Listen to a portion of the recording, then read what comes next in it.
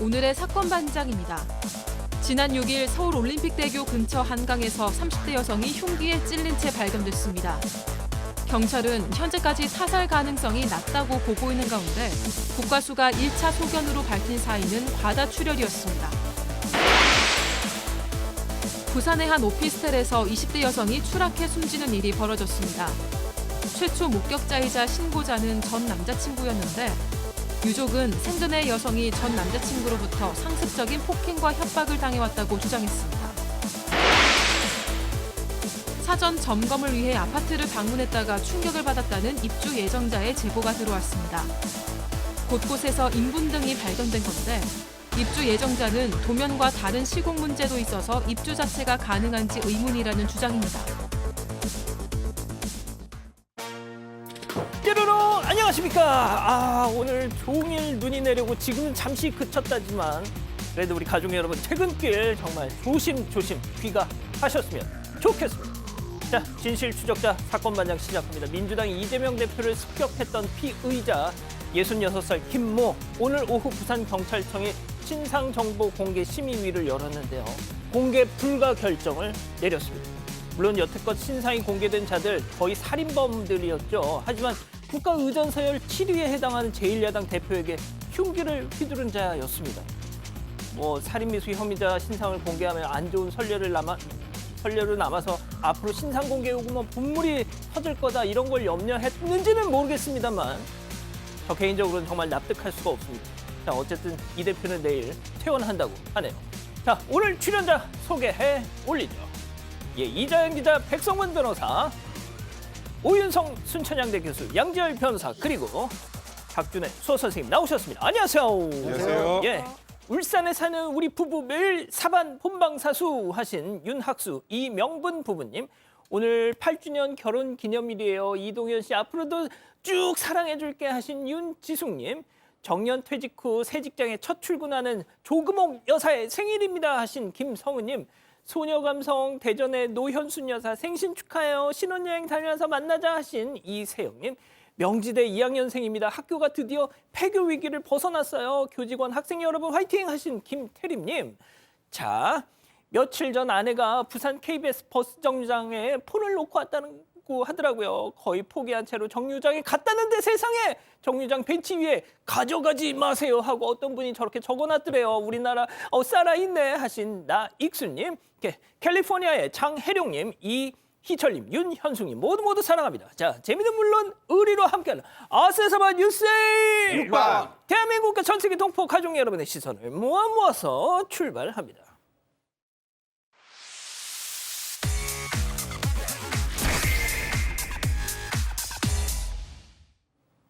첫 번째 달려보죠. 10만 원을 돌려주세요입니다. 자, 사반 가족께서 제보해 주신 사건으로 시작합니다. 만나보시죠. 자, 계산대로 한 남성이 저렇게 다가옵니다. 화투를 내려놓고 현금 계산을 하려고 하는데요. 자, 지금 잔돈을 건네받고 5만 원짜리 2장을 건네는데 5만 원 2장 받았고요. 만원권으로 바꿔달라는 것 같아요. 자, 그런데 직원이 꺼낸 지폐 어쩐지 두툼합니다. 하나, 둘, 셋, 넷. 총 10장을 세워서 지금 건넸어요. 건넸어요. 자, 그리고 또다시 10장을, 지폐 10장을 하나, 둘, 셋, 넷, 하더니 또 건네줍니다. 착각해서 만원짜리 20장, 세상에 20만 원을 건넨 거예요. 10만 원 받고. 아유, 돈을 모두 챙긴 남성. 그대로 슉 갑니다. 세상에. 자, 10만 원을 받을 걸 2배, 20만 원을 받은 건데 몰랐을까요? 아니면 모른 척 한 걸까요? 자, 지폐를 딱 잡았을 때 두께가 다르지 않았겠습니까? 그러게요. 속마음이 어떻게 알 수 있겠습니까만은 아마 아르바이트생은 좀 일이 서툴렀던 모양입니다. 근데 이게 언제 어디서 있었는지를 정확히 좀 알려드릴 필요가 있어요.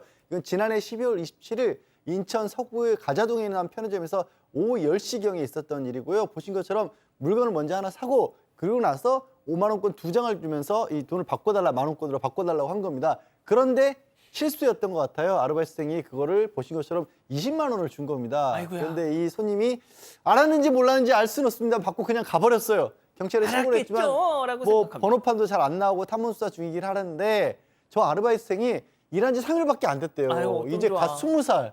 그러니까 이게 너무 상처를 받은 거죠. 그래서 그 10만 원 자기가 물어주고 당일로 그만뒀다고 합니다. 어떡해. 그래서 이 제보해 주신 분이 혹시라도 실수로 가져가셨다면 10만 원 좀 돌려주세요. 그리고 이 아르바이트생도 사흘치 일을 했기 때문에 급여를 줘야 되는데 또 계좌가 잘못돼서 돈을 못 벌어주고 있대요. 어쩌면 좋아 이거. 그러니까 이게 정말 무슨 상황이니 이거. 그러니까 저는 사회 첫 발을 디딘 친구가 만약에 아르바이트생이 이걸로 자, 영상 상처를 다시 한번 좀 받았으면 보여주세요. 예, 네. 인천 서구 가자동의 한 편의점이고요. 지난해 12월 27일 오후 10시 경입니다. 아르바이트생이 보고 있으면 자기 뭐 급여는 받아가려고 급여 연락을 받아가야 다시 돼. 주고요. 혹시 저 빨간 옷에 빨간 옷. 입으신 분은 실수로 가져가셨으면 돌려주세요. 우리 아르바이트생에게. 그러니까 아무리 봐도 실수는 아닌 것 같은 게 10장을 주고 다 세고 다시 10장을 주잖아요. 저건 알고 있는 거죠. 그러니까요. 알겠습니다. 자, 빨리 월급 찾아가세요. 자, 다음 이어갑니다. 시커멓게 탄 방바닥입니다. 사방 가족께서 제보해 주셨는데요. 사진 만나보시죠. 자, 일자로 그냥 쭉 새카만 줄이 그어진 저 바닥 좀 보세요. 불이라도 붙었던 것처럼 아주 그냥 제대로 탔습니다. 자, 그 위에 덮어뒀던 왼쪽에 매트리스도 저렇게 까맣게 그을렸는데요. 이게 대체 무슨 사연이 있는 걸까요? 네, 이게 제보자가 지난해 12월에 묵었던 경남 경산시의 한 숙박업소입니다. 여기를 어플 통해서 예약을 해서요. 이 하룻밤 묵었습니다. 그리고 정상적으로 잘 묵고 퇴실을 했는데 이 숙박업소 사장에게 연락이 왔던 겁니다. 왜 1층에서 주무신 거냐? 1층 바닥에 다 저렇게 탔다. 사진을 보내면서 화를 냈다는 거죠. 이 숙소가 복층이었거든요. 그런데 이 사장님 주장은 그 주무실 때 보일러 온도 반드시 1로 설정하라고 안내 다 하지 않았냐. 그 안내 사항에 관련된 내용도 적혀 있다. 그리고 2층에서 주무시라고 하지 않았냐. 이렇게 얘기를 합니다. 하지만 제보자 그 2층이 층고가 낮아서 좀 이용하기 어려워서 1층에 있던 매트리스 깔고 1층에 좀 머물다가 보일러는 껐고 잠은 분명히 2층에서 잤다. 난 잘못한 거 없다. 이렇게 주장을 하는 거고요. 또 사전에 안내사항이 있다는 말 들은 적도 없고 그런 거 적혀 있는 거 본 적도 없다. 그리고 보일러는 켜고 끄기만 했지 온도 설정 건들지도 않았다. 이렇게 주장을 하고 있습니다. 하지만 사장님은 수리비 절반인 15만 원 물어내라고 얘기를 한 상황입니다. 하지만 제보자는 이런 주장이다 보니까 받아들이지 않았는데 그랬더니 이 사장님이 어플 통해서도 요구를 한 거죠. 그런데 그 숙박업소 어플 측에서는 이 손님도 약간 이 책임이 있다고 봤던 것 같습니다. 그래서 이 사장은 숙박 예약 어플리케이션 측을 통해서 현재는 65만 9천 원을 청구한 상태라고 합니다. 자, 그 사진 다시 한 번만 좀 보여주세요. 막 우리가 보통 가래떡 이렇게 그냥 하면 저렇게 타잖아요. 웃으면 안 되는데. 이거 뭐 아궁이 뗀 것 마냥 어디 보일러인지 성능은 참 좋아 보이는데. 자, 백 변호사님. 네. 손님 책임, 모텔 책임 아니면 저 보일러 잘 만든 회사 책임 누구 책임? 일단은 1차적으로 모텔 책임이요. 진짜. 사실 저희가 보일러를 세게 틀면 저렇게 되나요, 방이? 아니요. 보일러 세게 틀 때마다 그냥 집이 아주 그냥 저기 난리가 나겠네요, 저러면. 그러니까 저거는 기본적으로 모텔 업주 측에서 관리를 제대로 하지 않았거나 아니면 보일러 시공 자체가 잘못되어 있는 거죠. 근데 여기가 신규 업체인지 모르겠습니다만 저런 일이 처음은 아닐 것 같아요. 왜냐하면 보일러 일로 해두세요. 이런 얘기를 했잖아요. 그렇죠. 이런 일들이 종종 생겼다는 거죠. 그러면 저게 자칫 조금 더 세게 틀면 어떻게 될까요? 화재 날 거. 불이 붙을 것 같은데요. 네. 그렇다면 이거는 손님 탓을 할 것이 아니고 일단 저렇게 위험하게 방치한 모텔 주인의 책임이 더 큰 것 같고 만약에 보일러 시공업체가 잘못했다면 모텔 측에서 저 보일러 시공업체 측의 문제를 제기해야 될 문제지 이거 보일러 좀 세게 틀었으니까 지금 이렇게 됐으니까 물어내세요라고 할 그런 계제는 저 개인적으로는 좀 아닌 것 같습니다. 그렇군요. 알겠습니다. 자, 다음 이어가죠. 총체적 난국입니다. 자, 도로 위에서 벌어진 아찔한 상황 만나보시죠. 자, 잘 달리는 불박차 버스가 늘어져 있는 정류장 앞을 지나치는데 자, 바로 그때 버스 문 앞에 사람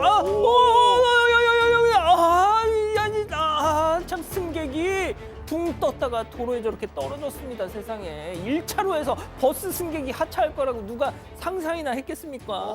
그러게 말입니다. 그리고 차들이 굉장히 많이 다니는 길이에요.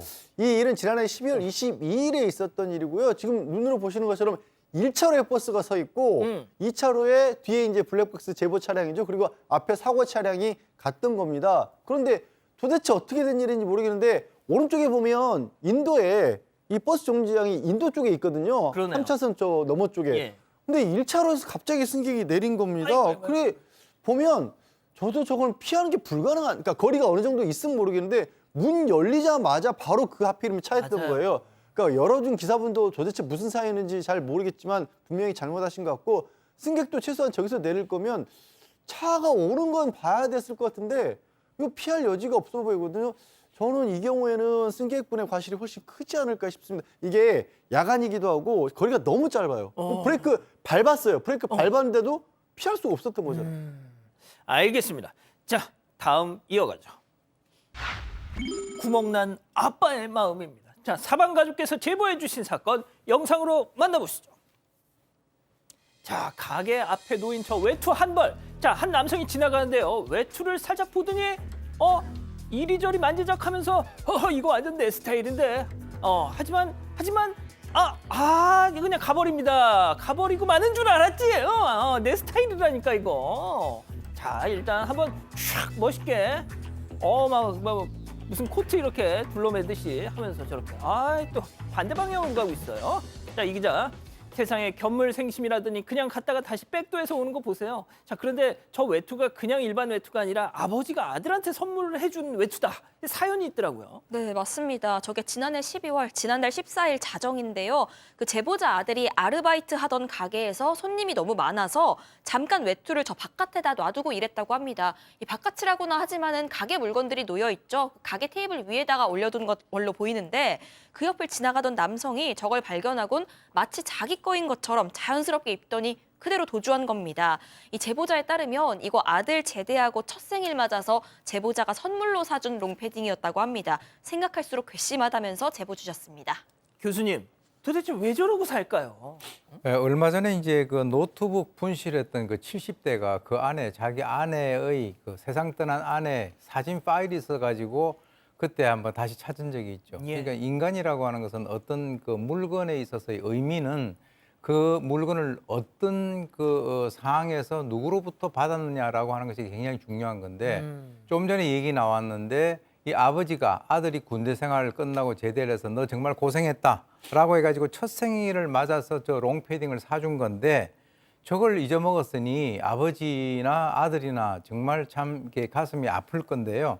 제가 저 사람을 보니까 나이도 먹을 만큼 먹은 것 같은데 이 처음에 이렇게 딱 보다가 그냥 간 거는 약간 양심의 가책이 아니라 주위에 있는 사람들이 있는지 없는지 보고 갔다가 그렇구나. 페이크였구나. 예, 그리고 이제 다시 와가지고 자기가 가던 길로 가는 것이 아니라 원래 왔던 길로 돌아가잖아요. 예. 아주 도둑이죠.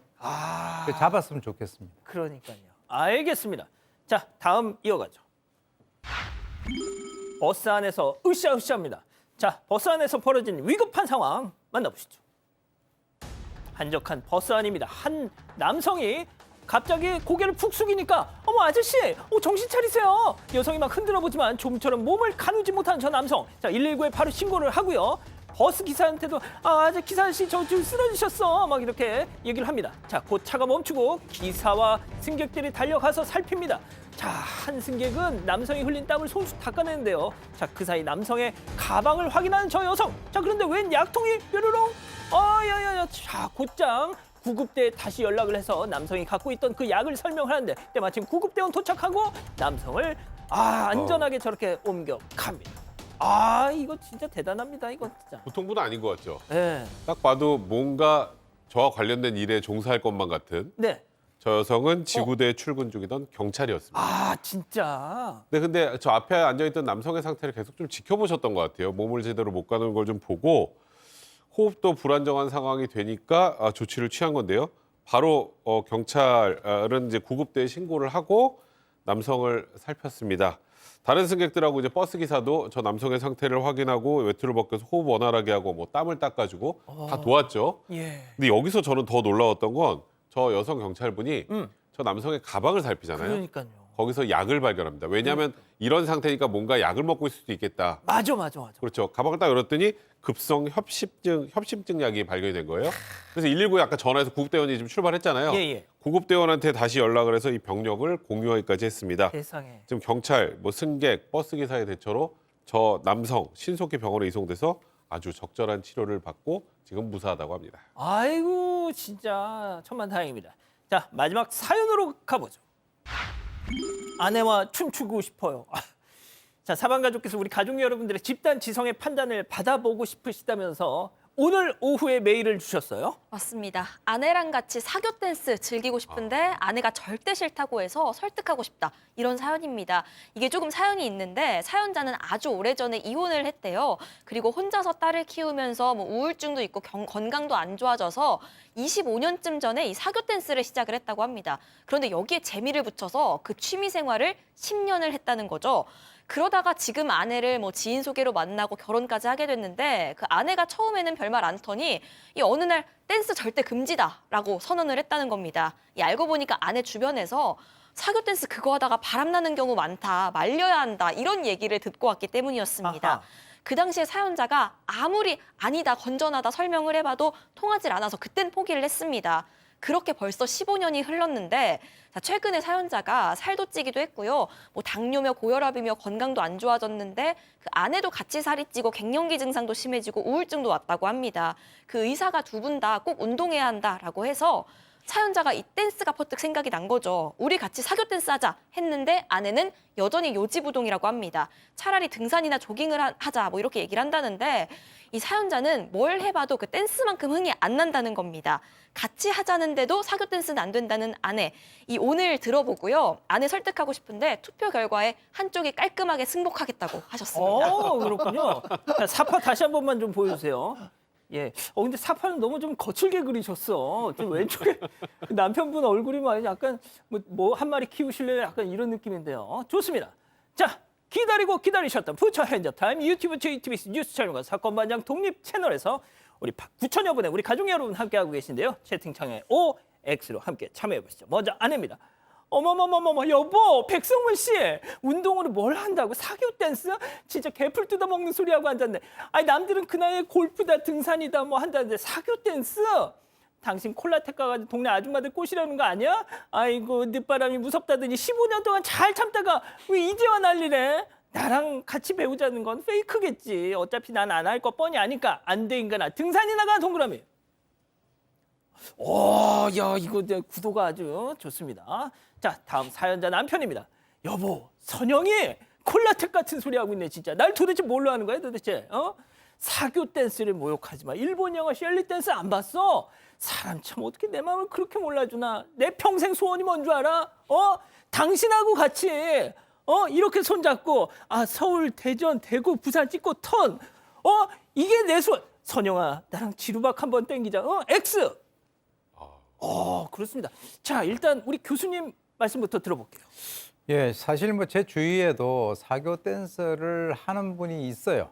진짜요? 근데 이제 그분은 혼자 하시고 아마 부인은 안 하시는 걸로 알고 있는데 아마 이제 처음에 결혼을 할 때 사교 댄스 취미를 이해를 해줬다라고 하는 것은 그건 자기 배우자가 아닐 때고 일단 제가 봤을 때는 실제로 이 사교 댄스라고 하는 것을 통해서 뭐 건강을 갖다가 이렇게 하는 그런 경우도 있는데 아무래도 이제 이 그 아내분은 여러 가지 얘기를 많이 들은 것 같아요. 그러니까 이제 자기는 하고 싶지 않다. 오히려 나랑 같이 다른 운동하자라고 하는데 글쎄요. 이거 이제 점점 이분들이 뭐 이미 재혼을 하신 지가 뭐 한 15년 정도 지났다라고 하니까 어느 정도 나이도 있는 것 같은데 굳이 상대 배우자가 나는 하기 싫다라고 하는 것을 굳이 끌고 가서 이렇게 할 그럴 상황은 아닌 것 같고요.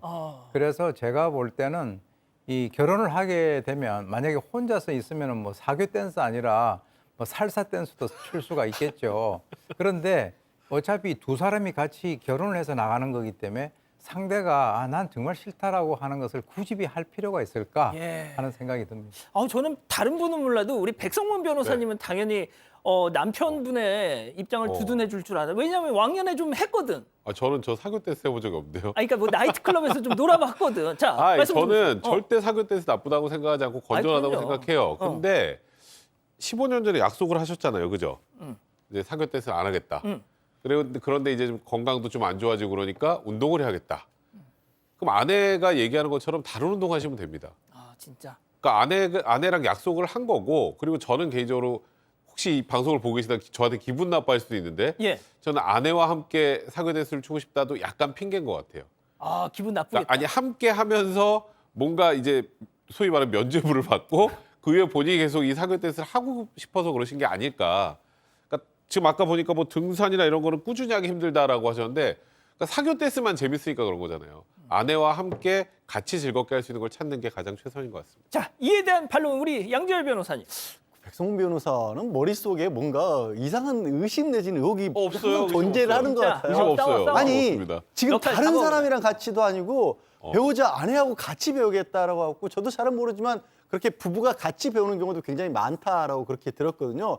저 아내분이 일단 가서 해보시고 나서 이거 너무 아니다 싶으면 그때 안 한다고 해도 좋을 것 같은데 진짜? 선입견만 가지고 무조건 아까 제가 알기로는 앵커가 준 지루박도 사교 댄스가 아닌 걸로 알고 있거든요. 예. 그 영역이 아니에요. 그거 이제 클럽에서 진짜 사람 만나기 위해서 하는 거고 예. 포스 댄서라는 건 정식 종목입니다. 체육대학에서도 배우고 있고요.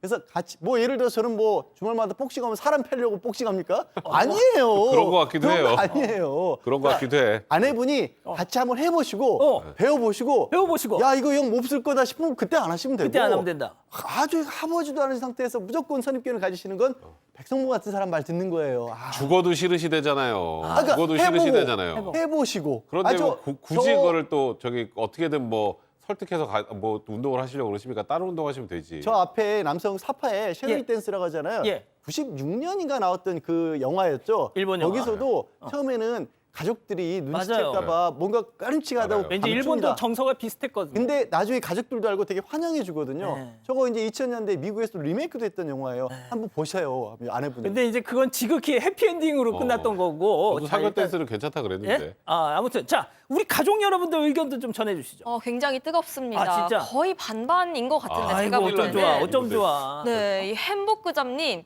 운동은 자기가 재밌고 자기한테 맞는 거 해야 합니다. 안 그러면 고통이에요. 이런 의견 주셨고요. 이선님, 댄스 아니어도 바람 피울 사람은 등산해도 다 핍니다. 하셨습니다. 또 아비투스님, 댄스 스포츠 취미로 하시는 분들 정말 딴 생각 없어요. 안 해본 사람들 지레짐작입니다. 하셨는데 반면에 세민님은 안 해 싫은 건 어쩔 도리가 없어요. 저도 엄청 싫어요. 하셨고요. 제리메이님, 다른 취미도 많은데 왜 굳이? 스킨십도 있고 싫은 사람은 정말 싫어해요. 또 이런 의견 주셨습니다. 그래서 아내분과 하고 싶다고 하시지 않습니까? 자, 사건반장 제보 메일과 카카오톡 사건반장 제보 채널에서는 우리 가족 여러분들의 많은 사연과 제보 기다리고 있습니다. 자, 주목해 주세요. 경북 경주 사시는 신재훈 선생님 보고 계시죠?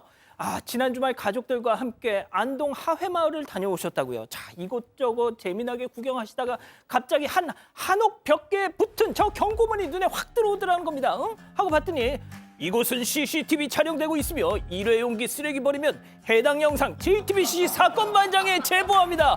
와우, 그렇습니다. 요즘 진상들한테 야, 너 그러다 사건반장 나온다. 이게 요즘 유행어라고 들었는데 세상에 진짜 저런 경고문이 떡 붙여 있습니다. 사방가족 여러분 정말 대단하시네요. 와우. 나? 욕심 많은 편. 내 건강, 가족 건강 다 포기 못해. 이게 바로 요즘 면역. 면역, 가족이 함께 쌓는 시대. 요즘 면역, 이뮨베라. 오늘의 커피가 기대되는 건 100도씨라 더 깊어서 바리스타처럼 섬세해서 이토록 깊고 섬세한 쿠쿠 스팀백 바리스타 정수기.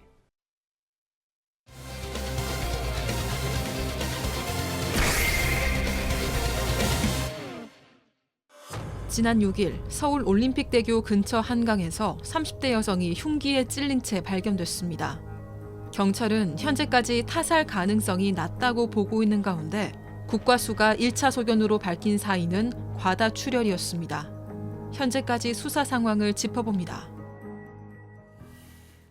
참 이게 미스테리한 사건입니다. 설명 좀 해주시죠. 네, 이게 지난 6일 저녁 8시 7분쯤에 신고가 들어오면서 시작이 됐습니다. 서울 올림픽대교 근처의 한강공원에서 지나가던 시민이 물에 어떤 여성이 빠져 있는 것 같은데 움직이질 않는다라고 신고를 했던 겁니다. 그 빠져 있던 숨진 여성은 후드티에 바지 차림이었던 것으로 전해졌습니다. 자, 시민의 신고를 받고 경찰과 소방대원은 현장으로 출동했습니다. 자, 강물 속에 있던 여성을 구조했는데 이미 상태 심상치 않았습니다. 당시 현장에 출동했던 소방대원 얘기 들어보시죠. 위치는 올림픽대교 남단 북쪽이고 다리에서는 한 200m 이상 떨어져 있었던 둔치 쪽이고요. 발견했을 때 수면에 계셨는데 의식이랑 호흡이 없으셨고요. 가슴 쪽에 칼이 꼽혀 있었습니다. 이게 이 시신의 상태가 너무 끔찍해서 네. 저희가 참 어떻게 뭐 상세하게 묘사를 해드리기가 그런데 아무튼 저런 상태였다는 겁니다. 그러니까 일단은 시신이 발견된 곳은 올림픽대교에서 한 200m 정도 떨어진 수면 위였다고 하는데요. 일단은 그 여성의 그 당시 발견 당시의 상황이 흉기가 관통에 있었다고 합니다. 그렇고 그 다음에 이제 바로 일단은 여성을 바로 이제 병원으로 옮기고 심폐소생술을 하고 했는데 일단 결국 이제 숨졌어요. 일단 현장 인근에서 뭐 흉기, 외투, 휴대전화 이런 소지품 등 가방까지 발견했다고 하는데 뭐 아직까지 보도상으로는 타살 혐의점이 그렇게 있지 않다는 얘기가 나오는데 과연 그러면 저걸 스스로 하는 것이 가능한가 이런 것 때문에 미스테리하다는 느낌이 많이 드는 상황입니다. 예.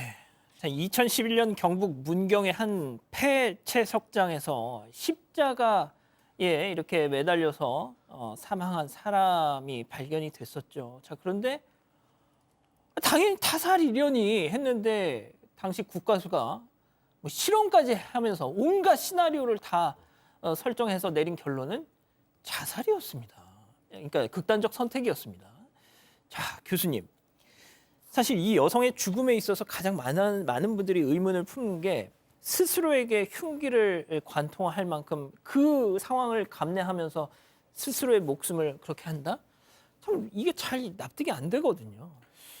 그러니까 이제 이분이 최초에 발견됐을 때 물에 빠졌다라고 이제 신고가 들어와서 그렇게 이제 발견이 된 거거든요. 그런데 이제 나중에 이분이 그 입고 있던 게 후드티하고 바지 차림이었는데 가슴 부위에 흉기로 훼손이 되어 있다는데 그냥 훼손이 아니라 관통이라고 하면은 앞에서 들어가서 뒤까지 나왔다는 거예요. 그러면 이 사람이 물에 들어가서 그러면 그렇게 찔른 것인지 아니면은 자기 스스로가 그렇게 가슴을 갖다가 관통될 정도까지 하고 난 뒤에 물로 들어간 것인지 이것도 이제 상당히 좀 이렇게 의문이 가는 부분이고요. 물론 뭐 현장 인근에서 이 A 씨의 외투라든지 휴대전화 그리고 이제 소지품이 들어있는 가방을 수거를 했다라고 하는데 제가 이제 그 2015년 3월 달에 경남 창원에서 발생되던 50대 그 조선족 남성이 칼에 아주 여러 군데 그 자창을 입고 사망한 사건이었었는데요. 예. 처음에 이게 살해가 아니냐라고 했는데 그때 당시에는 뭐가 있었냐면 본인이 자기 몸을 찌르기 위해서는 상당히 주저를 합니다. 그래서 여러 군데에 그 어떤 그 상처들이 많았었는데 이번 같은 경우는 제가 이제 뭐 부검 사진을 직접 보지를 못했기 때문에 뭐라고 얘기는 못합니다만 이 가슴을 완전히 관통했다라고 하는 이 부분에 있어서 글쎄요 이게 뭐 어떤 다른 사람에게 그 공격을 당한 것이 아닌가라고 하는 그런 생각이 들 정도로 아주 이렇게 자기 스스로가 그런 행동을 하기에는 상당히 일반적이지 않아 보인다는 거죠. 그럼 교수님도 좀 상당히 생경한 사건이다라고 지금 보시는 것 같아요. 자, 경찰은 곧바로 사망 당일 그 여성이 어떻게 이 한강공원까지 오게 된 건지 그 행적을 이렇게 추적을 했습니다. 과연 실마리가 나왔을까요? 체크포인트 짚어보죠. 사라진 37분이 무슨 의미인가요? 일단 이 여성의 신원을 특정을 해서 쭉 동선을 파악을 해봤더니 자택에 나와서 서울에 온 것은 오후 1시쯤이었습니다. 그리고 이 시신으로 발견된 한강 쪽에 광나루 한강공원에 도착한 게 CCTV에 찍힌 게 오후 7시 30분이었어요. 그런데 신고가 경찰에 접수된 시간, 그러니까 물 위에 사람이 있습니다라고 신고가 접수된 시간은 8시 7분입니다. 그러니까 37분은 그동안의 행적이 안 잡혀 있어요. 물론 한강 주변에 워낙 CCTV가 많기 때문에 다 점검을 해봤다고 확신할 수는 없습니다만 아직까지는 그 37분이 지금 비어 있는 겁니다. 자, 한강공원에 들어가서 시신으로 발견되기까지 그 37분 이 와중에 도대체 무슨 일이 있었던 거냐, 그게 이제 미궁인 건데요. 결국 경찰은 타살은 아닌 것 같다 이렇게 얘기를 하고 있어요. 네, 정확히 말하자면 아직까지 타살로 보기에는 딱 떨어지는 뭔가가 아직까지는 나오지 않았다. 뭐 이런 정도의 입장으로 보이는데 일단 첫 번째로는 한강공원에 들어선 게 7시 반 그리고 신고 들어간 게 8시 7분인데 그 이 사이에 현장에 드나든 사람이 없었던 걸로 조사가 됐다는 겁니다. 그 CCTV에 찍힌 어떤 인적이 없었다는 거고요. 또 여성이 집 나설 때부터 그 한강공원에 들어서기까지 이 누군가와 만나거나 접촉한 사실도 확인이 안 됐다는 겁니다. 게다가 세 번째로는 이 시신에서 방어흔이 발견이 안 됐다는 점도 들고 있습니다. 그래서 아직까지는 이 타살로 연결이 되는 어떤 정확한 정황이나 증거가 나오지는 않은 상황인데 그럼에도 불구하고 일반적이지 않은 사건이기 때문에 이 경찰로서는 여러 가지 가능성을 열어놓고 수사 중이라고 밝혔습니다. 자, 백 변호사님, 네. 국가수 부검 결과를 좀 봐야겠죠. 네, 일단은 국가수에서 1차 소견이 나왔습니다. 1차 소견은 뭐 우리 지금 얘기하는 것처럼 가슴 왼쪽에 자창, 그러니까 찔린 상처에 의해서 과다출혈로 사망했다 추정이 되는데 아까 그러면 이게 과연 여자가 혼자 스스로 이런 상처를 낼 수 있느냐, 이와 관련해서는 국가수 관계자가 이렇게 얘기했습니다. 시신에 남은 자창의 위치를 보면 약한 여성의 힘으로도 충분히 나올 수 있다고 본다. 그러니까 지금 이 국가수 관계자의 얘기에 따르면 이 여성이 스스로 극단적인 선택을 했을 가능성도 없다고 할 수 없다. 배제할 수는 없다. 뭐 이런 현재 입장입니다. 아, 교수님, 일단 아직까지는 그냥 경찰도 딱 부러지게 얘기는 않고 있는 것 같아요. 네. 모든 가능성을 다 열어두고 있는 것 같습니다. 그러니까 이제 지금 뭐 경찰 이 한강에서 만약에 사람이 저렇게 그 죽음을 맞이한다면 통상 투신을 한 게 아닌가라고 생각을 할 수 있는데 실제 이 다리 위에서 추락을 하지는 않은 것으로 밝혀졌습니다. 왜 그러냐면 투신을 하게 되면 다리 위에 설치되어 있는 CCTV에 찍혀야 되는데 그게 안 맞아요. 찍혔고 한강 공원을 통해서 한강에 접근을 했다라고 하는 까지는 지금 나와 있습니다. 그래서 이분이 아마 집이 그 경기도 이천 같은데 예. 거기에서부터 쭉 나와가지고 광진구에 있는 올림픽 대교 인근에 광나루 한강 시민공원에 이제 들어왔다라고 하는데 실제로 경찰의 어떤 그 수사 지금까지 나와 있는 그 수사에 의하면 숨지기 전에 다른 사람들과의 접촉 사실이 확인되지 않았기 때문에 타살 가능성이 낮다 이렇게 일단 얘기를 했는데 글쎄요 지금 현재 뭐 여러 가지 어떤 그 의문들 예컨대 물론 뭐 이런 거는 있습니다. 여성의 힘으로도 충분히 자기를 갖다 찌를 수는 있지만 사람의 어떤 그 기본적인 심리상 자기 몸에 대해서 어떤 그 자창을 내려 그러면 그것이 주저하게 되는데 그런 것이 없이 그냥 찔러서 관통까지 됐다라고 하는 이것에 대해서는 상당히 좀 이해하기 힘든 그런 그 일반적이지 않는 사건이기 때문에 경찰이 모든 가능성을 열어놓고 주변인 탐문이라든가 휴대폰 뭐 이런 것들을 지금 수사를 하겠다라고 하니까 경찰 수사를 좀 더 지켜봐야 될 것 같습니다. 저는 하나 확인해 볼 필요가 있는 건 이 여성이 그 본인의 몸에 상해를 가했던 그 상처를 냈던 그 흉기를 본인이 직접 갖고 왔던 게 확인이 된 건지 그렇다면은 본인 스스로 극단적인 선택할 가능성도 있는데 지금 현재 보도상으로는 뭐 경찰에서 그걸 밝히고 있지 않으니까 이 흉기가 도대체 어디서 난 것인지에 대한 확인이 일단 일차적으로 필요하지 않을까 싶습니다. 그렇군요. 알겠습니다. 뭐 이번 사건 계속 좀 전해드려야 될 것 같네요. 정리하고 두 번째 사건 이어갑니다.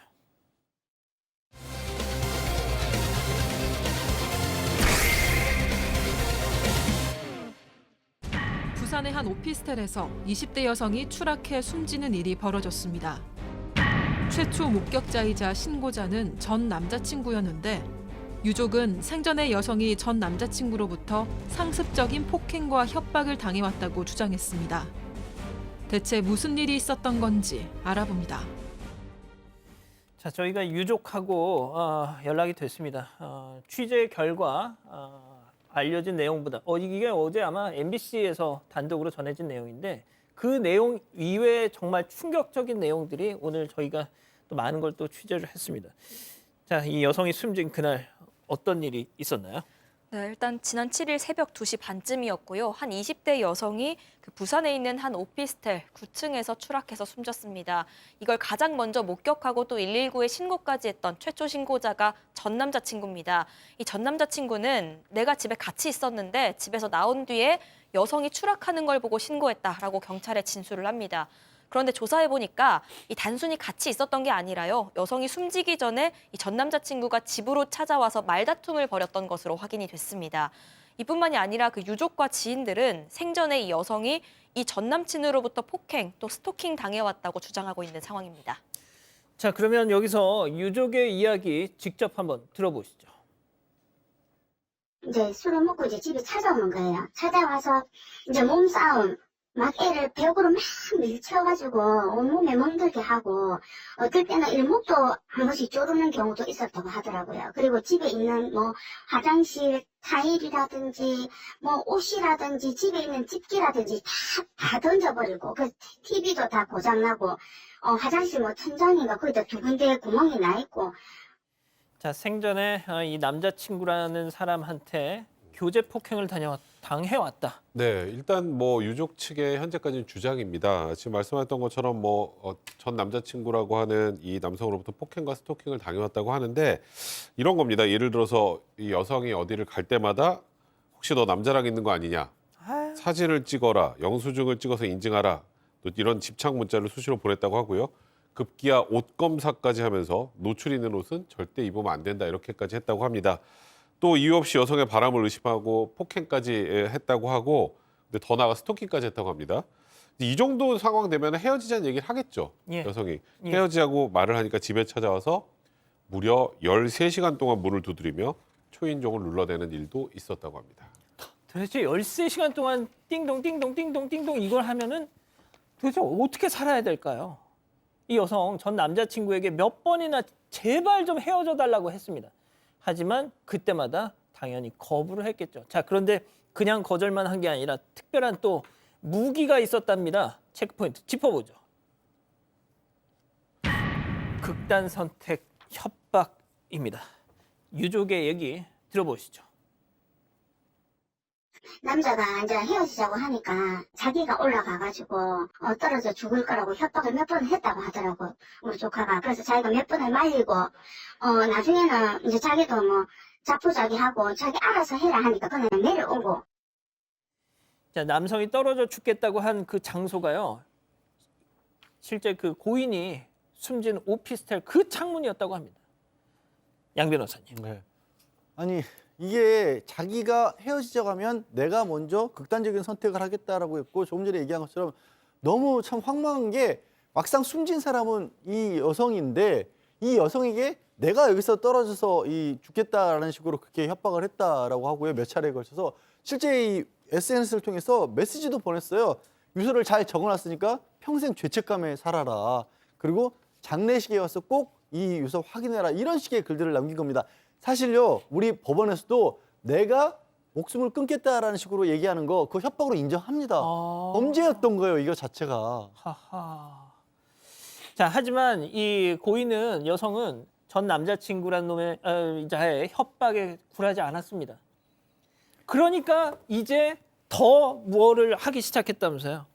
그러니까 이제 이 남성이 하는 것은 스토킹 범죄자들의 아주 전형적인 거죠. 그러니까 이제 위협하고 자기 죽겠다라고 뭐 또 매달리다가 또 뭐 폭행을 쓰고 또 그 다음에는 용서해달라고 빌고 하는 이런 것들이 이제 연속적으로 이어지는데 그게 계속되면 여성에게는 더 이상 먹히지 않거든요. 그러니까 이제 굴복을 하지 않으니까 어떤 식의 역공격을 했냐면 그때부터는 이 여성이 가지고 있는 그 자존감을 갖다 계속 떨어뜨리는 거. 다시 말해서 누가 너 진짜 싫어하더라? 너는 왜 욕심에 비해서 이런 게 없는지 확실히 퍼즐이 맞춰진다. 이런 식으로 이제 그 사람을 비하하고요.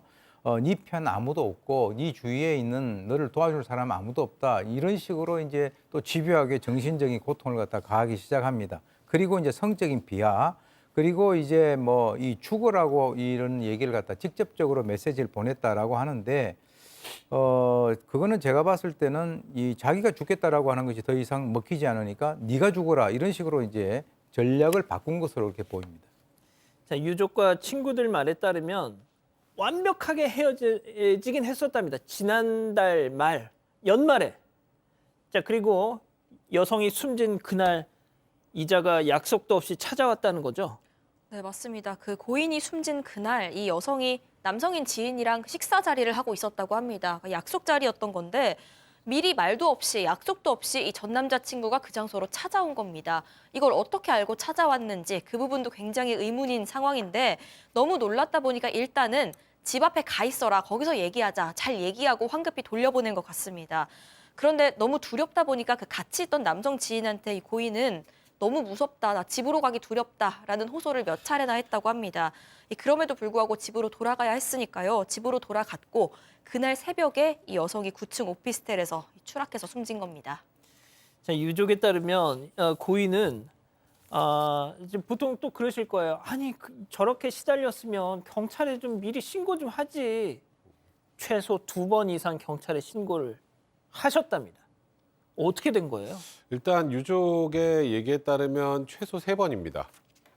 이웃이 신고 1번, 또 여성의 본인 신고 아까 2번이네요. 여성 예. 저기 이웃 1번, 본인 1번. 근데 이제 생전에 이제 유족의 주장입니다만 이 고인이 되신 여성이 내가 경찰에 신고를 해도 아무 소용이 없더라. 나는 뭐 이제 정말 거의 사실상 자포자기 하듯이 하소연을 했다고 하는데 이와 관련해서 이제 한 언론사에서 이제 경찰과 취재를 했는데 경찰이 이렇게 얘기했다고 해요. 당시 여성이 접근 금지 신청하지 않아서 별도의 조치를 취하지 않았다. 근데 이 지금 피해 여성은 경찰에 신고해도 아무 소용이 없더라라고 하는 건 경찰이 적극적으로 이런 일이 생길 때는 이렇게 해야 됩니다. 아니면 접근 금지 신청할 수 있으니까 접근 금지라도 신청을 해서 좀 그 남성하고 좀 거리를 두는 게 좋습니다. 이런 안내조차 없었던 것이 아닌가. 그러니까 이제 왜냐하면 이 고인이 된 여성의 그 하소연을 생각을 한다면 경찰이 너무 소극적으로 했던 것이 아닌가 이런 의문이 드는 건 분명히 사실입니다. 26살이었습니다. 이 고인은. 마침 또 오늘 친구들과 제주도 여행을 가기로 진작에 약속이 돼 있었답니다. 그런데 이런 비극이 발생한 겁니다. 자, 교수님 마지막으로 좀 정리를 해 주시죠. 일단 이제 집을 이 사람이 나오고 난 뒤에 떨어졌는지 그걸 갖다가 경찰이 꼭 확인을 할 필요가 있습니다. 이 남성은 자기가 집을 나오고 난 이후에 이 여성이 떨어졌다라고 하는데 지금 이제 가족들은 뭐라 그러냐면 극단적인 선택을 할 이유가 없다는 거거든요. 왜 주위 사람들에게 자기는 굉장히 저 사람이 무섭다라고 얘기를 갖다 하고 방금 우리 앵커께서 말씀하신 거와 마찬가지로 바로 그날이 제주도 여행을 가는 그런 상황인데 그 어떤 극단적인 선택을 했다. 저는 일단 이 유가족들의 의심에 대해서 저는 좀 동의하는 그런 부분이 있습니다. 그리고 이 남자친구는 자기는 전혀 물리적인 어떤 힘을 사용을 하지 않았다라고 하는데 그것도 지금까지의 과정을 보게 된다면 언어적인 폭력, 신체적인 폭력이 있었을 그럴 가능성도 있고요. 그래서 가장 핵심적인 것이 이 여성이 이 남성이 안에 있을 때 떨어진 것인지 이 남성이 얘기하는데 자기 나오고 난 이후에 떨어진 것인지 그거 아마 CCTV라든가 이런 것들 전부 다 좀 이렇게 확인을 하시면 이 남성의 그 진술이 정확한지 안 한지 이 경찰 수사를 통해서 좀 밝혀지길 바랍니다. 알겠습니다. 두 번째 사건 일단 정리하고요. 세 번째 사건 이어갑니다.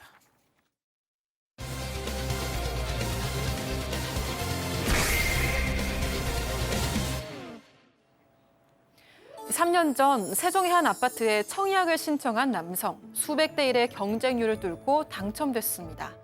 드디어 내 집 마련의 꿈을 이룬 온 가족은 뛸 듯이 기뻐했고 입주할 날만을 기다리고 있었는데요. 그러던 어느 날 아파트 사전 점검 일정이 갑자기 미뤄졌다는 통보를 받게 됩니다. 결국 입주가 한 달도 남지 않은 시기에 아파트를 방문하게 된 남성은 눈앞에 펼쳐진 광경에 경악했는데요. 공사가 덜 된 듯 곳곳이 부서진 건 물론 하수구에선 오물까지 발견되는 등 말 그대로 엉망진창이었던 겁니다. 대체 이 아파트엔 무슨 일이 있었던 걸까요? 지금 가장 정말 핫한 신축 아파트죠. 논란이 되고 있습니다.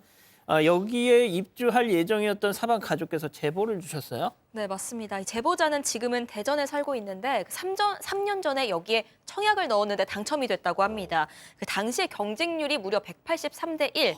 이걸 뚫고 당첨이 됐던 건데 그 당시에 이 세종 아파트 집값이 굉장히 올랐었는데 그 와중에 분양가도 괜찮은 편이었고요.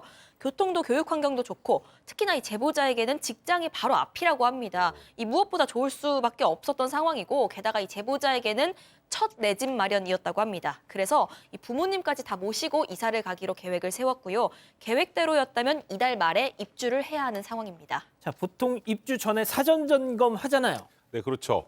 보통 아파트 입주하기 한 45일 전쯤에 사전 점검을 합니다. 그러니까 공사가 어떻게 우리 잘 완료가 돼서 내가 입주하는데 무리가 있는지 없는지, 하자가 있는지 없는지 이런 것들 확인하는 그런 작업이 필요하잖아요. 예. 근데 갑자기 이제 시공사에서 연락이 옵니다. 저희 사전 점검이 한 3주 정도 연기가 됐습니다. 그 이유는 좀 더 완성된 모습으로 사전 점검에 임하고 싶다 이런 이유였고요. 그래서 결국 이제 이달 말에 이제 입주 예정이었다 그랬잖아요. 원래 45일 전에 해야 되는데 한 달도 남지 않은 지난주 금요일에 사전 점검이 시작됐던 겁니다. 자, 좀 더 완성된 모습으로 찾아뵙겠습니다 하면 당연히 입주 예정자들 입장에서 어머 너무 믿음직스럽다 했겠죠. 자, 그래서 약속된 날 그날 갔어요. 근데 교수님. 실제로 들어가 보니까 거실에 흙바닥과 쓰레기가 가득 차 있었고 식당에는 누가 뭐 이게 식사를 한 것 같이 고추장에다가 커피 아이고야. 그리고 기본적인 청소가 안 돼 있었습니다. 그리고 이제 그래서 이 제보자가 그 관리실에다가 요청해서 쓰레기 좀 치워주세요라고 하니까 안 된다. 입주 전에는 치워주겠다라고 거절을 당했다 그러고요. 그리고 이제 깜짝 지금 뭐 저 화면에 나오고 있는데요. 완전히 저게 아수라장이죠. 그런데 화장실 같은 경우는 아예 시공이 안 돼 있어가지고 변기, 세면대, 싱크대가 설치가 안 돼 있다는 건 그럼 이거 뭐 한 거죠? 그리고 이제 자재라든가 이 벽지 타일 이 마감도 안 돼 있고 그리고 이제 전기줄이 이게 그 정리가 안 돼가지고 위에서 막 이렇게 주렁주렁 내려 있는 그야말로 난장판이었다고 합니다. 자, 지금 뭘 보통 사전 점검 가면 우리가 포스트잇에다가 여기 그렇죠. 홈이 파였어요 하면서 이렇게 탁탁탁탁 붙이잖아요. 근데 저게 지금 그럴 상황을 훨씬 초월해 있지 않습니까? 결국 제보자는 말이죠. 이 사전 점검을 도와주는 업체 사장님을 불러서 같이 살펴보게 됐는데 자, 체크포인트 짚어보죠. 점검 못하겠어요 하셨답니다. 직접 들어보시죠. 이제 처음에 들어갔는데 냄새가 어디서 이렇게 좀 심하게 올라와가지고 사전점검 해주시는 사장님이랑 같이 갔어요. 그분이 이제 중간에 포기를 하셨어요.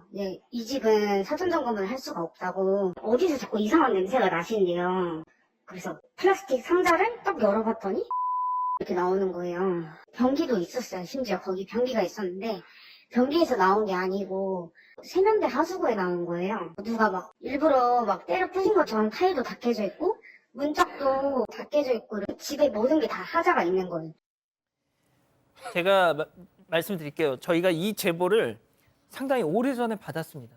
근데 지금 식사 시간이라서 그래서 그런데 그 사진을 제가 봤어요. 도저히 이건 방송을 할 수가 없는 거예요. 아니 도대체 이거 어떻게 이게 사전 점검이 아니라 뭐 전쟁터에 폭격 맞은 아파트 같은 그런 정도 상황인데 얘기를 들으신 것처럼 오물이 발견되는데 세면대 하수구에서 발견이 된 거예요. 그 세면대에서 어떻게 씻고 하죠? 못하죠. 기분상으로도. 근데 어쨌든 동행에 있던 업체 사장님은 하청업체 인부들이 그런 일을 했을 것 같다 그렇게 얘기를 했었는데 그러면 저 집만 유독 그랬을까? 그럴 가능성이 별로 없겠죠. 아름으로 입지 예정자분들이 모여서 얘기를 나누기 시작해 보니까 다 비슷비슷하다라는 거예요. 바닥 내장재 안 돼 있고 뭐 콘센트 스위치 설치 제대로 안 돼 있고 어떤 분은 이 아파트 전체가 어디 가서 분진으로 샤워하고 온 것 같은 느낌이었다라는 얘기도 했고요.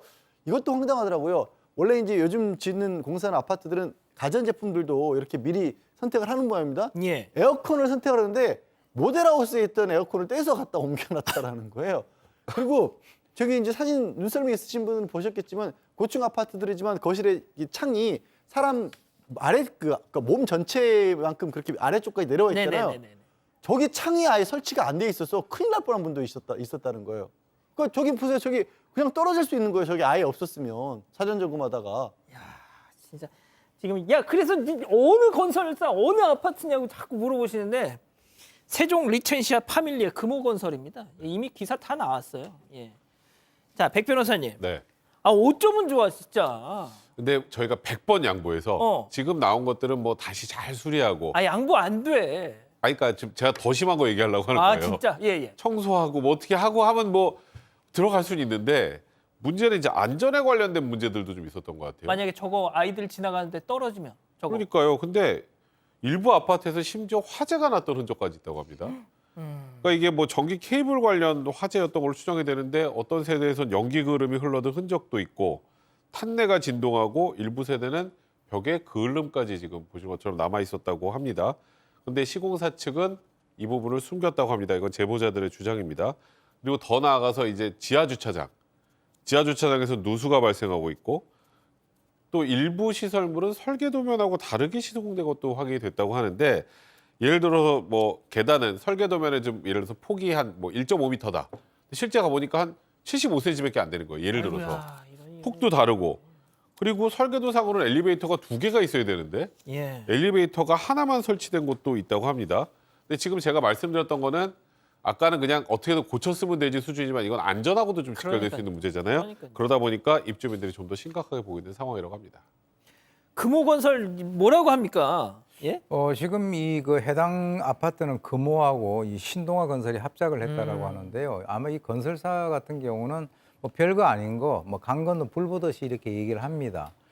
지금 리첸시아 파밀리에 이 이름은 상당히 거창한데 리첸시아가 실제로 금호 브랜드고 파밀리에가 신동아 브랜드. 예, 그 합작이죠. 그래서 이제 우리 제작진에서 연락을 했더니 언론 보도에 나온 입장과 같다라고 하는 원론적인 대답을 했고요.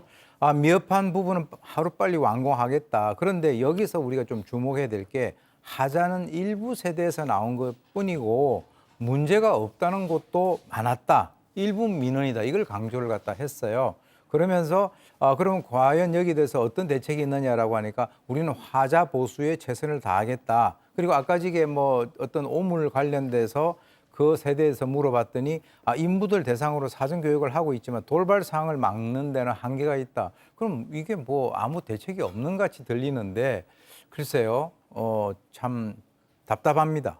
180 몇 대 1을 갖다 뚫고 갔는데 예. 정말 황당하실 것 같습니다. 보통 생리적인 상황이 뭐 돌발적으로 오긴 합니다만 양 변호사님, 아니 지금 일부 민원일 뿐이다라고 건설사는 얘기를 하는데 제보자분께서 그러셨어요, 저희한테. 안 그런 집이 없대요. 오죽했으면 이렇게까지 제보를 하고 여러 언론에서도 다뤘겠습니까? 일부러 이렇게 가까운 곳들, 정말 요즘에 이제 꿈의 집이라는 얘기를 왜 하겠어요? 정말 자기 집 갚는 게 꿈 같은 분들도 많고 그 꿈을 이루신 분이 꿈 앞에서 좌절을 한 겁니다.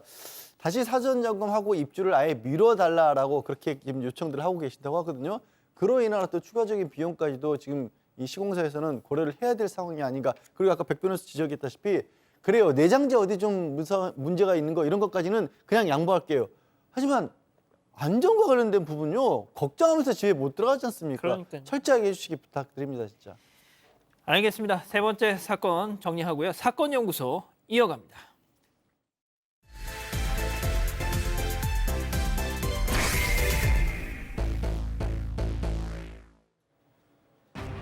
(2019년) 이맘때 밤늦은 시간 충남 서천의 작은 단독주택이 평소와 달리 소란스럽습니다. 이곳에 살던 60대 남성이 시신으로 발견됐기 때문입니다. 이 머리 위로 결박된 손목, 허벅지에 깊은 상처들, 게다가 주변에 뿌려진 토마토 케첩, 마요네즈에 밀가루, 고추냉이 가루까지 그야말로 난장판인데 그 와중에 범인은 혈흔이 남은 옷을 세탁까지 한 듯합니다. 이 엽기적인 범행 현장에 긴장한 경찰. 그러던 중 피해자 아들이 보내온 편지 꾸러미가 도착됩니다. 오늘 사건연구소의 키워드는 유영철급 잔혹 존속살인입니다. 예, 오늘 좀 끔찍한 사건이더라고요. 5년 전에 충남 서천의 한 단독주택 안에서 60대 남성이 참혹하게 살해된 채 발견이 됐는데 앞서 들으신 것처럼 범행 현장은 그런 상황이었습니다. 좀 설명 좀 해주시죠. 네, 이게 2019년 1월 2일 밤에 신고가 들어왔습니다. 충남 서천의 한 단독주택인데 이 집주인이 66살 남성이었습니다. 시신으로 발견된 상황입니다. 지인이 찾아갔다가 인기척은 없는데 TV만 켜져 있는 것 같아서 신고를 했는데 그 119가 출동해서 뜯고 들어가 보니까 숨져 있었던 상황입니다. 그런데 현장이 그야말로 난장판이었는데 시신이 일단 머리 위로 양손이 결박이 돼 있었고요. 허벅지에 깊은 자상을 비롯해서 엎드리거나 누워있을 때 여러 차례 흉기로 공격당한 듯한 그런 흔적이 있었습니다. 갈비뼈도 골절돼 있고 머리에도 상처가 있었는데 와중에 주변 혈흔은 청소한 것 같았고요. 이 시신 주변엔 온통 토마토 케첩과 마요네즈를 뿌려놓은 상태였습니다. 예, 너무 구체적으로 얘기는 마시고요. 자, 뭔가 이상합니다, 교수님. 네, 그렇습니다. 지금 이제 범행 현장을 더럽힌 것 같기도 하고 치우려고 한 것 같기도 하고 좀 이상한데요. 일단 그 피해자 머리에는 밀가루 같은 거 또 고추냉이 가루도 있고 예. 현장에 여러 가지 어떤 그 흉기가 그대로 있었어요. 그래서 이제 허벅지를 공격을 한 그 흉기는 범인이 그냥 들고 나간 것으로 경찰은 추정을 했는데 사실 이 피해를 당한 숨진 60대 남성 같은 경우는 한겨울인데도 보일러를 트지 않고 보온 텐트를 치고 잘 정도로 상당히 알뜰했다 그럽니다. 그런데 이제 범죄 현장을 수색을 하던 그 경찰 눈에 띈 것은 편지 꾸러미가 있었었는데 그 보낸 사람이 바로 이 피해자의 아들인 32살 된 손모 씨의 편지였다는 거죠. 근데 좀 특이한 것이 그 손모 씨가 교도소에서 복역을 하면서 아버지에게 보낸 편지인데 안에 있는 내용을 확인해 보니까 내가 출소하면은 뭐뭐를 할 거니까 돈을 1,000만 원을 달라라고 여러 번 요청하는 그런 내용이 담겨 있었습니다. 자, 일단 뭐 아들이 좀 의심스럽긴 하지만 수감 중이었으면 이런 짓을 못했을 거 아니에요. 그런데 그 아들이 2018년 여름에 이미 출소를 했습니다. 그러니까 지금은 바깥에 있는 상황이었던 거죠. 이 피해자 같은 경우 20여 년 전쯤에 이혼을 했는데 이 전처한테 우선 뭐 이런 사실 알렸더니 출소한 아들에게 연락을 했다. 뭐 곧 오겠다고 하더라. 뭐 이런 얘기를 했다고 합니다. 그런데 온다던 아들 이 손 씨가 전화를 꺼놓고 이제 잠적을 한 건데요. 그래서 이제 아들 이 과거 이력을 좀 살펴보니까 군대에서 탈영도 했었고 편집성 정신분열증 진단도 받았었고 2013년에는 내림부를 받아서 아버지하고 살던 집에 신당을 차려가지고 아버지랑 다투고 불질러서 그 다음에 뭐 2년 뭐 징역 2년에 집행유예 3년 선고받고 여러 가지 문제들이 있었습니다. 자, 뭔가 좀 전적이 있네요.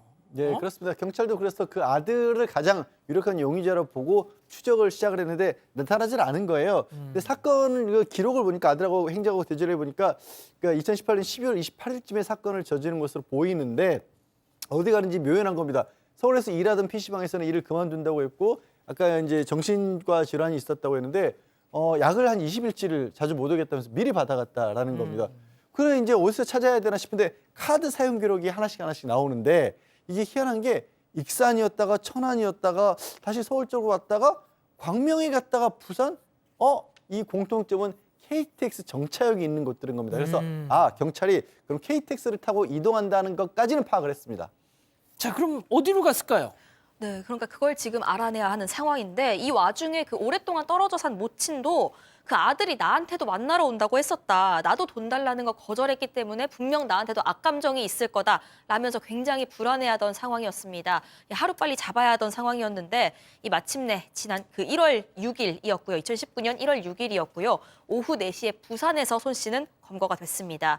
순순히 범행을 인정을 했는데 그 가방에서 흉기도 나왔습니다. 그런데 소지품 가운데서 이 생판 모르는 제3자의 카드들이 나온 겁니다.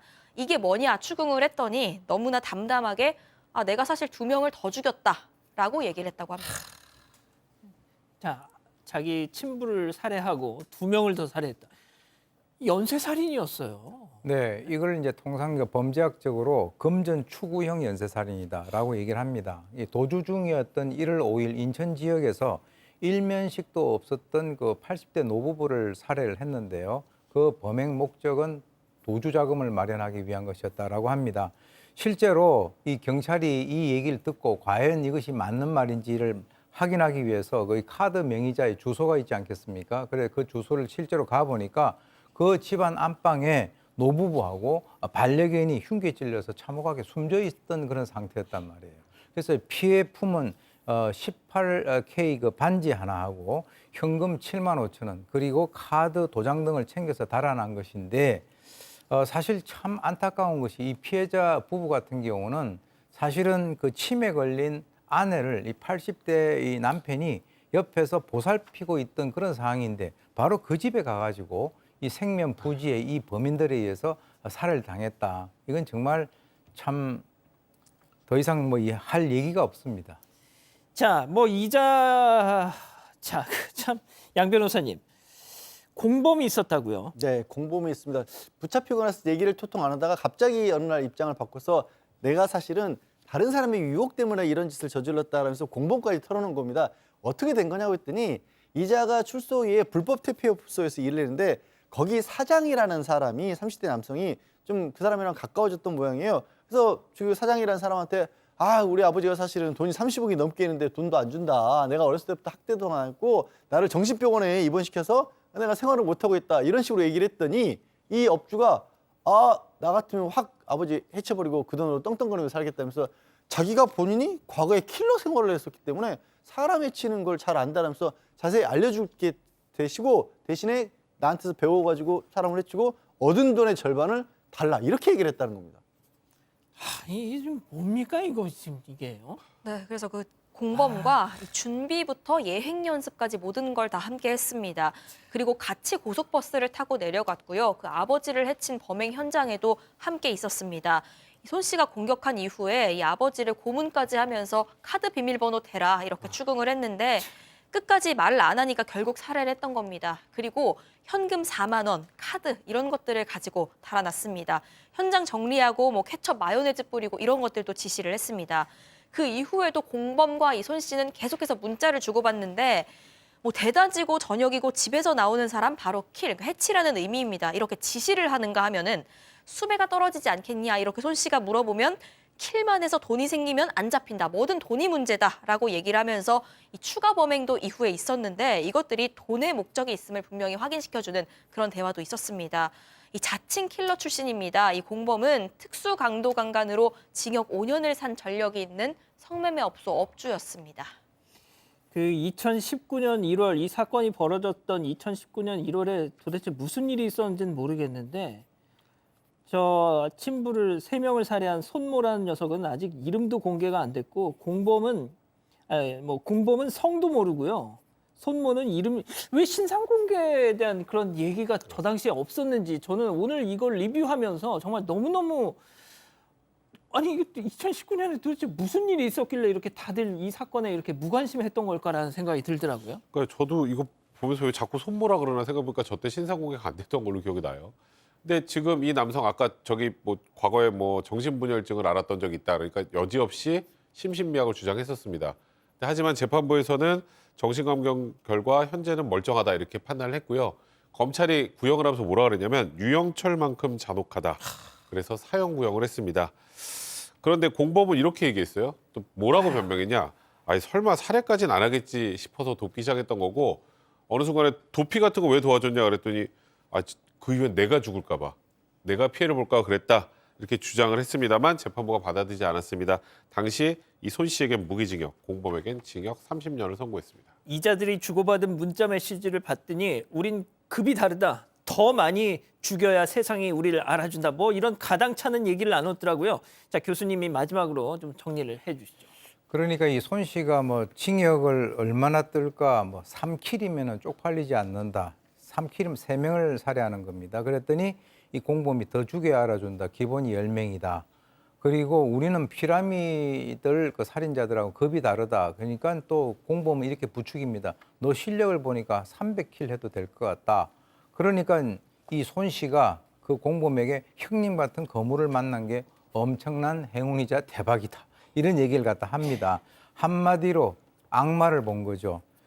자기 아버지를 살해하고 난 뒤에 이 얘기를 하는 것을 보면 저 자들이 과연 나와도 제대로 인간이 될 수 있을까라고 하는 그런 측면에서는 저는 인간이 되기가 힘들지 않을까라고 하는 그런 의구심이 드는 사건입니다. 알겠습니다. 말이 안 나옵니다. 도대체 내용이 너무 자, 사건 연구소 정리하고요. 글로벌 픽 이어갑니다.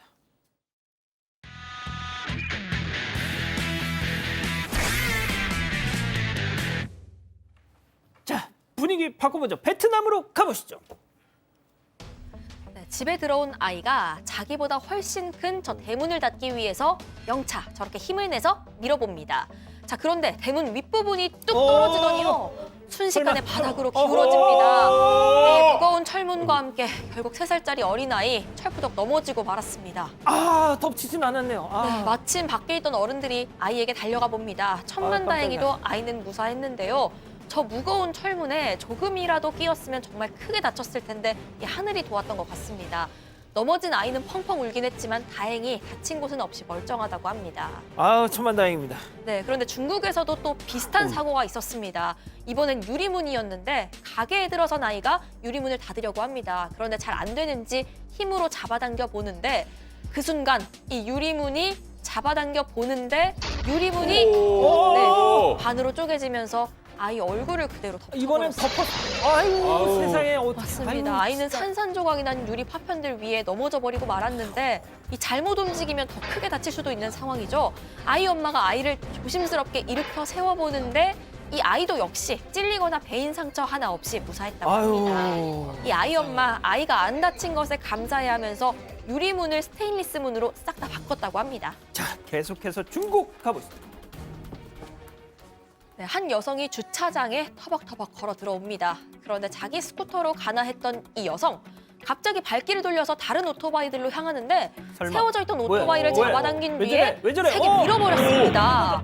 또, 줄지어 있던 오토바이들 도미노처럼 와르르 쓰러져 버리고 맙니다. 아, 왜 저래, 왜? 자, 여성 말도 안 되는 행동을 하고도 태연히 자기 짐을 챙기기 바쁜 좀 모습이죠. 들어왔어.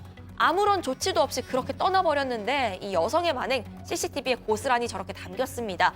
그리고 건물 관계자가 여성을 찾아냈습니다. 도대체 왜 이런 짓 한 거냐 물어봤는데 대답이 황당했습니다. 어떻게 황당해요? 그냥 기분이 안 좋았다라는 이유였습니다.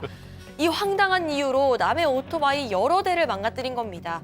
결국 화를 이기지 못한 여성, 오토바이 수리 비용 전액을 보상해줘야 했다고 합니다. 아유, 쌤통입니다. 다음은 최근 온라인에서 화제가 되고 있는 영상 함께 보시죠. 네, 남성이 판다 옷을 입은 아기를 저렇게 하늘 높이 내던집니다. 아기는 그 상태 그대로 눈더미 위에 저렇게 푹 파묻히고 마는데요. 아이를 공중으로 던진 이 남성, 아이의 아빠였습니다. 게다가 이 아빠란 사람, SNS에서 구독자가 699만 명이나 되는 유명 인플루언서였습니다. 재미있는 영상 올려보겠다면서 아들을 공중으로 휙 던졌으니 누리꾼들이 가만히 있지 않았겠죠. 오늘 거의 한 30억 인류가 저 사람을 욕하더군요. 네, 예. 눈더미가 푹신할 수 있어도 애가 2달도 안 됐습니다. 그 아기에게는 충분히 위험할 수 있었겠죠. 왜 저러고 사는 누리꾼들도 역시나 다치면 어쩌려고 그러냐, 영상 찍으려다 애 죽일 셈이냐, 이런 비난을 쏟아부었습니다. 심지어는 아동학대라며 친권을 박탈해야 된다, 이런 주장까지 나오기도 했습니다. 왜 저러고 살아? 네, 결국 남성이 해명을 내놨는데요. 예. 사실은 아들이 아니라 인형이었다는 겁니다. 예? 이 황당한 해명에 벌써 양지열 변호사도 지금 야유를 퍼붓잖아요. 더 분노했습니다, 누리꾼들이. 남성 결국 영상을 내려야 했습니다. 이후 아들과 다정한 모습도 올려봤지만 역시나 분노의 댓글이 끊이질 않고 있다고 합니다. 그렇습니다. 다음은 미국이라니까요. 네, 장갑에 마스크까지 끼고 빗눈물에 뭔가를 열심히 씻고 있죠. 또 흐르는 물에도 꼬깃꼬깃 접힌 이것을 조심스레 펼쳐 씻어냅니다. 이들이 열심히 세탁한 이것, 바로 갈기갈기 찢긴 지폐였습니다. 일정하게 찢긴 것도 아니고 그야말로 산산조각이 난 모습인데요. 찢긴 돈만 무려 4,000달러, 우리 돈으로 약 526만 원이었습니다. 누가 저랬어요? 네, 범인은 바로 이 친구였습니다. 누구? 우리 보호자 이야기 한번 들어보시죠. I pulled out some money to do some housework and then went to the bank and came back, put the money on the countertop, and what seemed like 30-ish minutes, pile of money that had been like eaten and torn apart and shredded, and the envelope was totally gone, so I was just kind of in shock. 네, 보호자들은 돈도 돈이지만 일단 걔가 괜찮은지부터 확인했다. 확인했습니다. 다행히 괜찮다는 소견을 듣고서는 그때부터 아까 조금 전에 보셨던 것처럼 돈 회수에 집중해야 했습니다. 아, 저래서 가상화폐가 좋습니다. 네, 보호자들은 떨어진 조각들과 걔가 토해낸 지폐들을 싹 모았습니다. 그 다음이 문제인데요. 걔 뱃속에 남은 지폐들이 소화될 때까지 기다려야 했습니다.